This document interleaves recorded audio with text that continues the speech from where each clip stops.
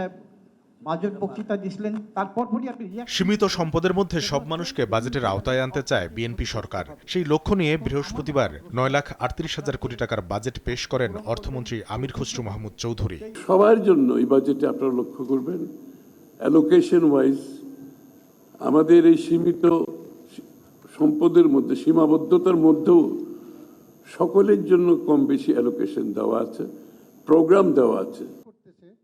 পরের দিন রাজধানীর ওসমানী স্মৃতি মিলনায়তনে বাজেটোত্তর সংবাদ সম্মেলনে হাজির হন অর্থমন্ত্রী। তুলে ধরেন সব নাগরিককে অন্তর্ভুক্ত করে বাজেটে কিভাবে নিয়ন্ত্রণে রাখতে চান মূল্যস্ফীতি।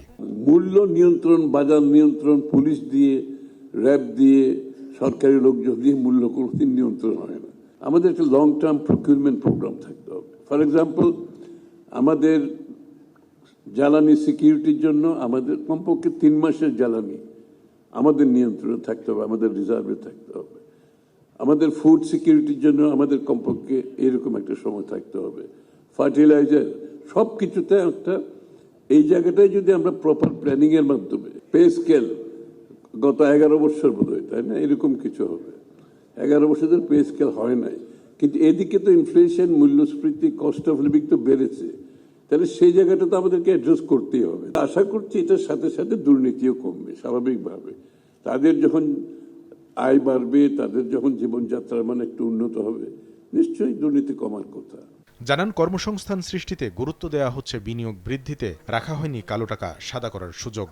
যেহেতু বিরাট একটা ক্যাপিটাল ঘাটতি হয়ে গেছে লুটপাটের কারণে, লন্ডারিং এর কারণে, যে জন্য কস্ট অফ ফান্ড কিন্তু অনেক বেশি রয়ে গেছে। এটার প্রতিফলন কিন্তু মূল্যস্ফীতিতে পড়ছে। আর আমদানিকৃত যে পণ্যগুলো সবগুলো দাম বাড়ছে, বিশ্বে বাড়ছে, যুদ্ধের কারণে আরো বাড়ছে। সুতরাং আমরা আশা করছি যে আগামী দিনে আমরা যে রিফর্মসের কথাগুলো বলেছি, রিফর্মসের মাধ্যমে কস্ট অফ ডুইং বিজনেসটা আমরা কমানোর চেষ্টা করছি। কর্মসংস্থান তো চাহিদা ক্রিয়েট করতে হবে, কর্মসংস্থান তো এমনি হয় না। দেশে বিদেশের যেটা চাহিদা আমাকে ক্রিয়েট করতে হবে, আমাকে মিট করতে হবে। এই জন্য আমরা বিনিয়োগের উপর ভীষণ জোর দিচ্ছি। কি জন্য? কর্মসংস্থান তো অবশ্যই। এ সময় বাংলাদেশ ব্যাংকের গভর্নর জানান, যারা ব্যাংকের টাকা লুট করে নিয়ে গেছে শান্তিতে থাকতে দেওয়া হবে না তাদের।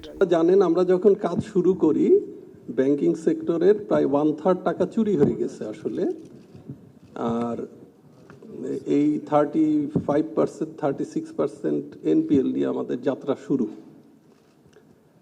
সো শুরু থেকে আমাদের যেটা চেষ্টা ছিল, সেক্টরটাকে স্টেবিলাইজ করা প্রথম, তারপরে রিক্যাপিটালাইজ করা। এটা হচ্ছে নিয়ম, যেটা সেটাই আমরা করার চেষ্টা করছি।